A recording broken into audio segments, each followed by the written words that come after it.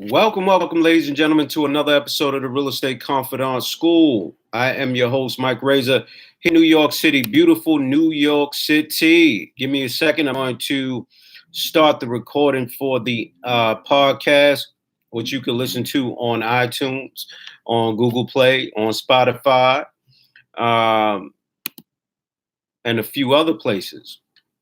Welcome, ladies and gentlemen, who are on the podcast on Anchor, iTunes, Google Play, Spotify, etc., etc.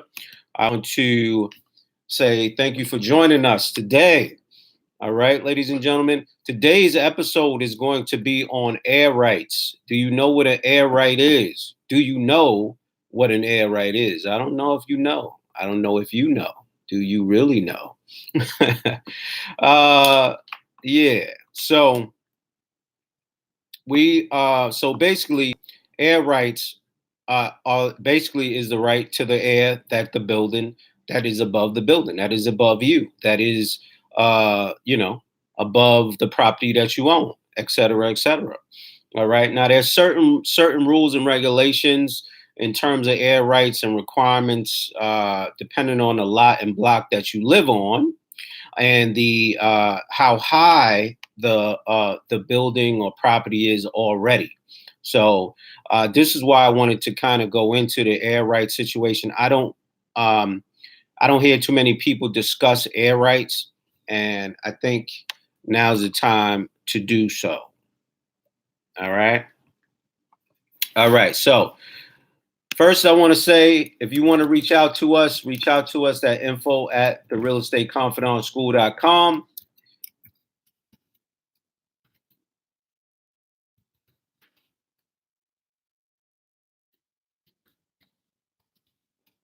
And obviously the website is therealestateconfidanteschool.com.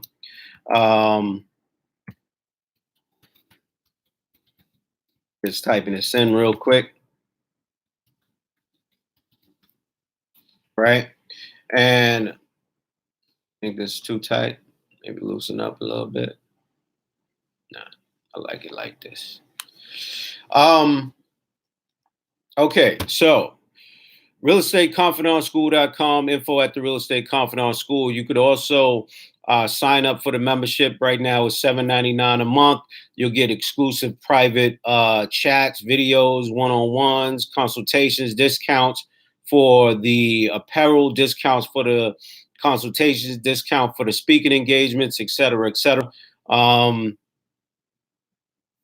As well as the 22.5-hour class that we're working on right now, the flashcards and everything else that we have going on.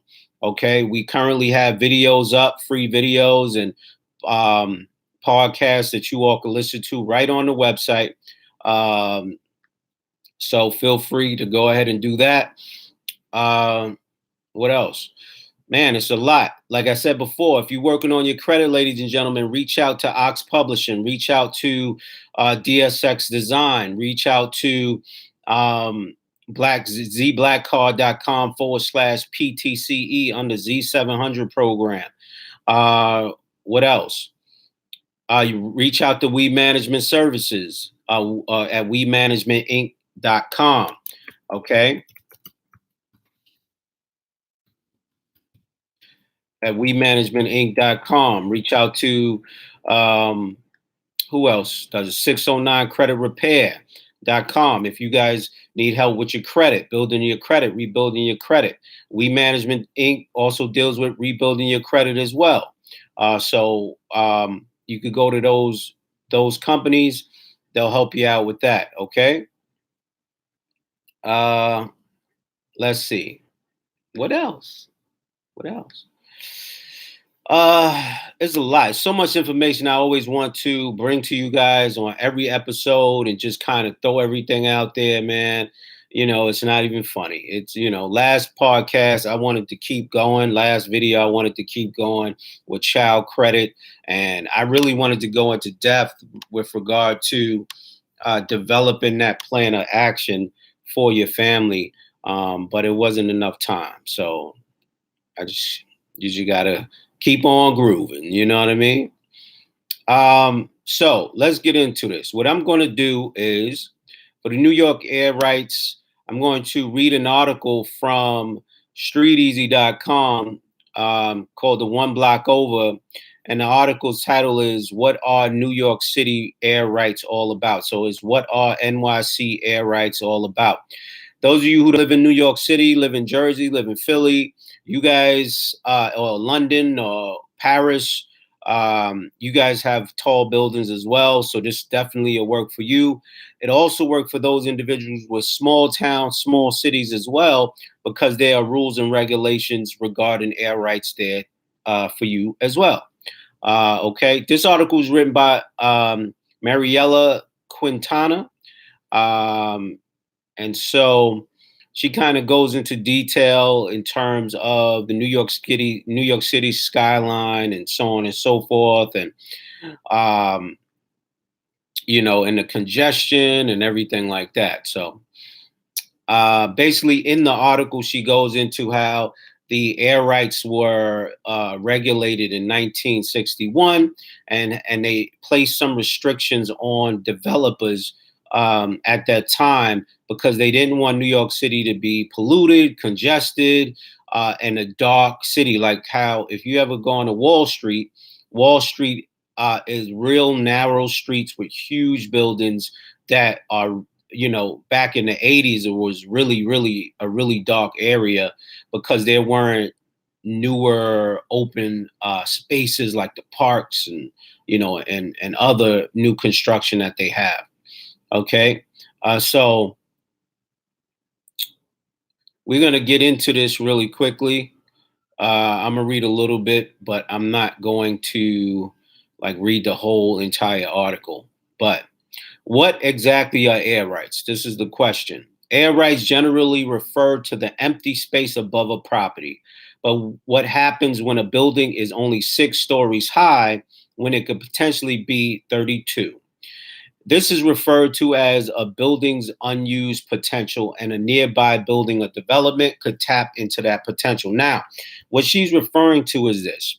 You have 2 buildings right next to one another.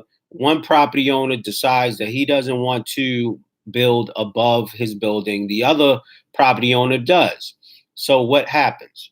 So the property owner that decides that they want to do it asks permission to buy out his or her unused air rights. Yes, you could do that. Pay for the rights of the air that someone else owns, or add them into the income for the property above the air. So now you are in partnership with the property owner who has a 52-story building, or has a 32-story building and builds up to 52, and you have a 32-story building that will not build up to 52. Now you have partial ownership of the floors above 32, from 32 to 52. Or you could just sell your air rights outright and let that property owner keep it. Okay, so let me move on. For example, if building A is underbuilt, according to the neighborhood's zoning code, the developer of nearby building B can acquire building A's unused airspace and add it to his own site's allotment, to ultimately construct a taller building. The builder of building B is acquiring and transferring the airspace of building A's unused potential. This transfer of air rights process ensures that the neighborhoods that are the sites of new development are also the neighborhoods that currently have underbuilt lots that can pass on their unused air rights to a new development. In the grand scheme of things, this helps ensure that the whole neighborhood doesn't get overdeveloped to become and becomes too dense. Okay. Basically, they don't want this thing to be polluted. They don't want it to be overcrowded, even though New York City is becoming insanely overcrowded. It's actually there's a couple buildings that they actually tore down to rebuild. This is the crazy thing. It's near Grand Central, cross street from Grand Central. They're doing redevelopments now. and they're building the buildings higher than they originally were. So they ended up buying out someone's air rights, or they ended up getting permission to just build above. One of the most critical factors regulating the heights of the new development buildings is the floor to area ratio, FAR. FAR is the maximum number of square feet that can be built on a site relative to the square footage of the lot. A building's FAR, however, can vary depending on the location of the lot, i.e., its zoning district or whether it faces a wide street or narrow street.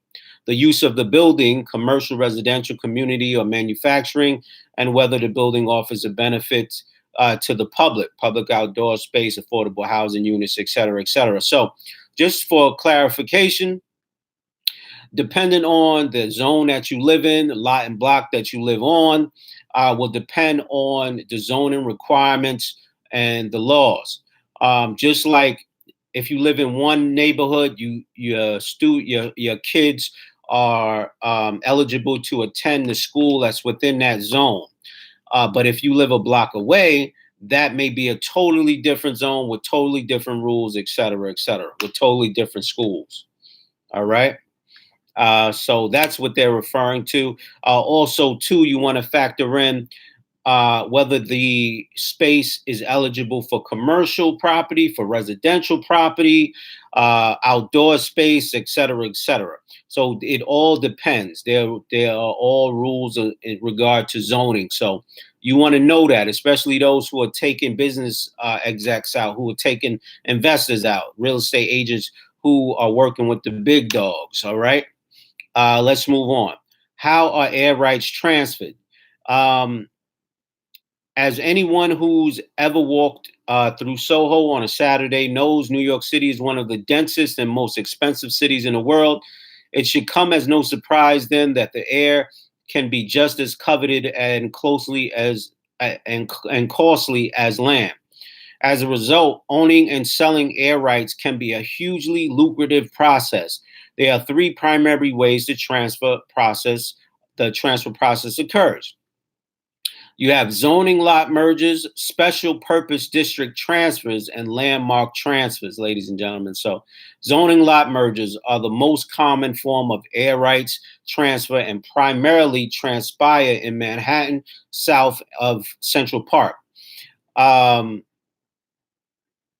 Okay, so she says primarily transfers. So that doesn't mean that it doesn't happen in north of Central Park. So let's get that clear. Number one, okay, we let's not separate the southern tip of Central Park with the northern tip of Central Park. Okay, I'm tired of this. Tired of people doing that. I'm tired of people trying to delineate the differences between, the southern part of Central Park and the northern part of Central Park. Like this is ridiculous. All right, let's be clear. Let's be serious about this. Okay, there's money everywhere. All right. In a typical zoning lot merger, the owner of underbuilt property with unused development rights decides to link his property with the developer of an adjacent property or lots so that the developer can build a taller building than what would be otherwise allowed by his property's FAR. The city does not have to approve this kind of transfer, and the owner of the unused development rights stands a chance to get a huge profit from the sale of the rights. In terms of urban planning goals, zoning lot mergers help ensure that the neighborhoods receiving the most new development are also the neighborhoods that have historically been the most underbuilt. All right, thus the zoning lot merger. Special purpose district transfers are another form of air rights transfer. These types of transfers occur in areas deemed by the city to be special purpose districts and allow air rights to be exchanged between granting and receiving sites that are not. The city allows for these sorts of transfers in special cases when there's a particular zoning goal targeting the area. Example of this special purpose district includes a special West Chelsea district near the High Line and special Hudson Yards district, among us. So if you guys have been following the Hudson Yards district, you'll know that they have developed over the train, the Hudson Yards train system, a mall, a theater, what's it called? Small banking space, and then this huge landmark as well. Okay, landmark transfers are another form of exchanging air rights and involve properties and sites that have been deemed historically or culturally significant by the Landmarks Preservation Commission. In these types of transfers, New York City zoning code allows the exchange of air rights between an LPC designated landmark and other properties wishing to develop land. The two properties do not necessarily have to be contiguous, and in many cases are across the street from each other or even down a block from one another. The underlying principle behind landmark transfers is that new construction occurs in neighborhoods that are less dense due to the unused air rights of underbuilt landmarks. An additional advantage to these types of transfers is that destitute landmarks do not have to sell off property to generate revenue, but rather can sell off unused air rights. Look at that. Look at that. So basically what that says is if they wanted to sell the air rights to someone else, they could sell it if it's unused. The other thing you have to remember, whenever any construction is getting done in any aspect, you have to get the approval, and you have to get you have to pay for the ability to do that. You know, you have to get, what's the name of it? What's the name of it? You guys know what it is. You guys know what it is. It's basically, it'll come to me later on, but it's basically you have to get the approval of that county to do the renovations. Like, for example, historic properties don't, counties, historic properties, usually I'm like speaking in tongues right now. I'm sorry. But basically what it is the state that you live in, the county that you live in have restrictions on how you can redevelop the property that you live in.